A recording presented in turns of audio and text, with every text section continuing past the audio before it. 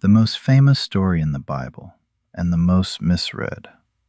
A perfect garden, a forbidden tree, a snake, a piece of fruit, a man and a woman who eat it and ruin the world.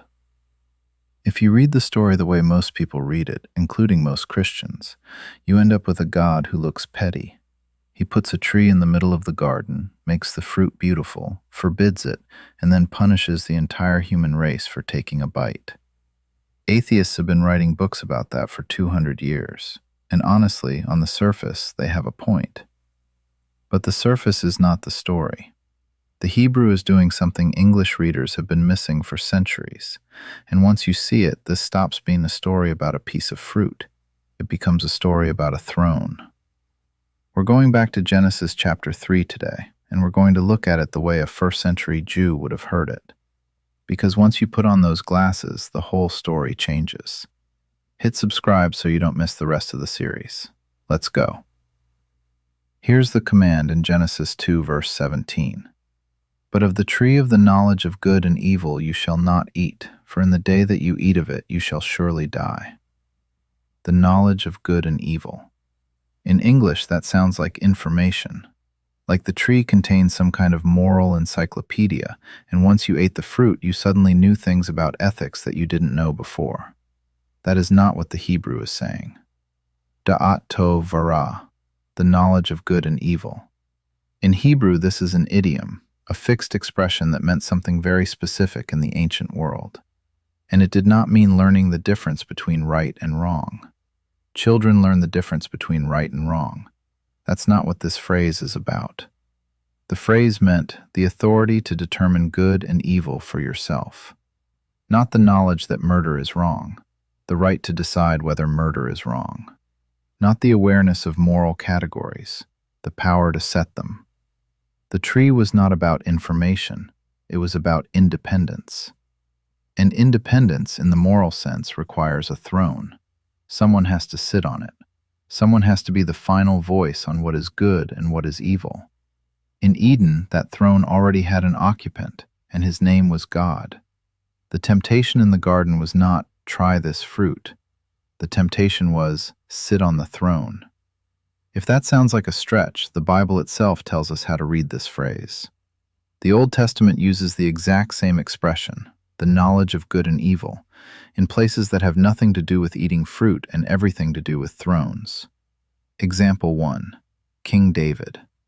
In 2 Samuel 14, a woman comes to plead a case before King David, and she praises him with this phrase, "My lord the king is like the angel of God to discern good and evil." 2 Samuel 14 verse 17. To discern good and evil, same Hebrew idea. And what does she mean by it? She is not saying David knows the difference between right and wrong on a personal level.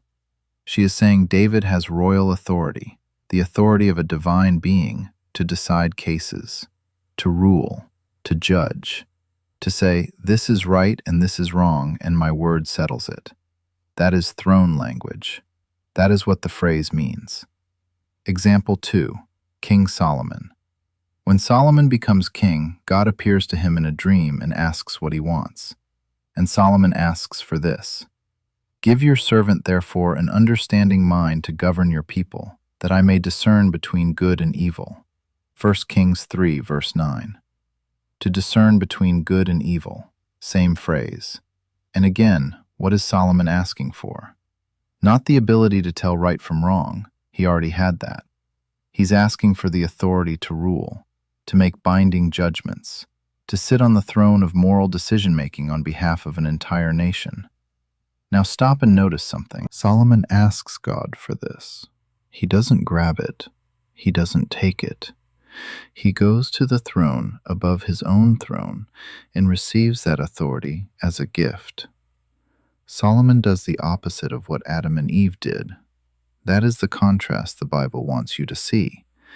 Now go back to Genesis 3 and listen to what the serpent actually says. For God knows that when you eat of it, your eyes will be opened, and you will be like God, knowing good and evil. Genesis 3 verse 5. You will be like God, knowing good and evil. In English, that sounds like a promise of wisdom, of insight, of moral sophistication. In Hebrew, the serpent is saying something far more dangerous. He is saying, you can take the throne. You can be your own moral authority. You don't have to ask. You don't have to receive. You can rule yourself. That is the temptation, not produce. Sovereignty. And Eve doesn't just want a snack. The text says she saw that the tree was desired to make one wise, and the word for wise there is the same root used for the judicial wisdom of kings. She is reaching for what Solomon will later ask for. She is reaching for authority over good and evil. The difference is Solomon will go to God and ask. Eve will reach out and take. That is the fall. And once you see what actually happened in the garden, you see it everywhere in the Bible. Because the fall is not a one-time event. It is a pattern. Genesis 4.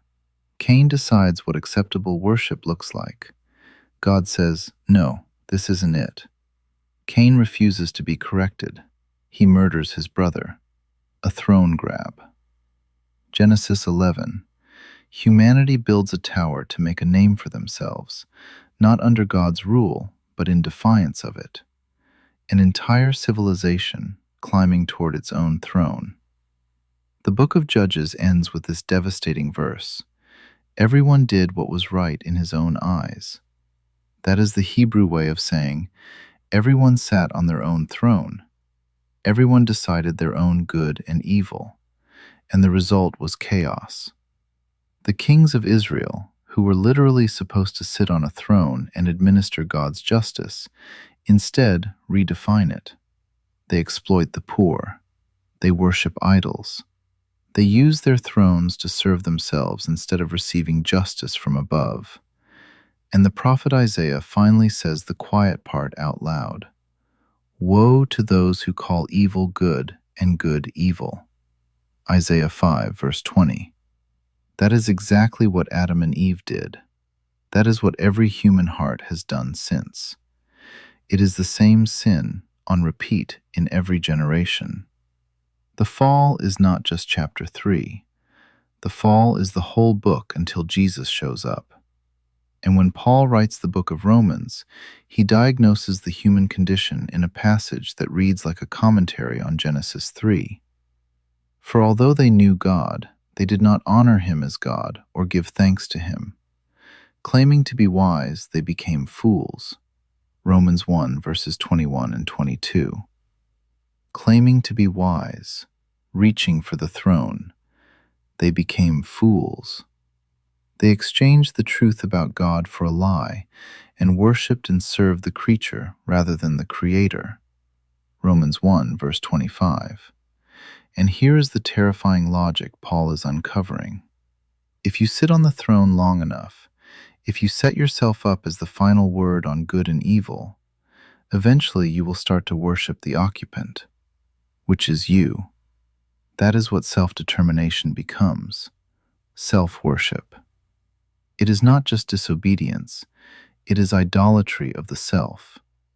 And it is the end of every road that begins with the serpent's question, did God really say? The fruit in Genesis 3 doesn't taste like an apple. It tastes like a throne. And this is where Jesus comes in. Because in Matthew 11, Jesus offers something that is the exact opposite of what the serpent offered. Come to me, all who labor and are heavy laden, and I will give you rest. Take my yoke upon you and learn from me. Matthew 11, verses 28 and 29. The serpent said, take. Jesus says, come. The serpent said, be like God. Jesus says, learn from me. The serpent offered a throne. Jesus offers a yoke. A yoke is an instrument of submission. It is what an ox wears when it agrees to be led, and it is the last thing the world thinks freedom looks like. But hear what Jesus is doing. He is reversing the fall. He is saying, step off the throne you were never meant to sit on. Step into the yoke I designed for you, and you will finally find rest. The irony of the whole biblical story is this: the serpent offered freedom and delivered slavery. Jesus offers submission and delivers rest. Adam reached for a throne and lost a garden. Jesus carried a cross and is rebuilding one. That is the gospel in one sentence. So when you read Genesis 3, don't read it as a story about fruit. Read it as a story about a throne. Your throne, the one you were never designed to sit on. That is the diagnostic question. Where in my life am I sitting on a throne that belongs to God? Where am I the final word on what is right? Where am I deciding good and evil for myself instead of receiving it from above? The fall is not ancient history. The fall is whatever you did this morning when you reached for the throne instead of the yoke. The good news, the actual good news, is that the throne is still occupied, and the one sitting on it is not angry that you tried to take it. He is calling you to come back. If this opened up Genesis 3 for you, hit like so more people see it. Subscribe for the rest of the series, and drop a comment below. Where do you see the throne pattern in your own story? Stay near the Lord.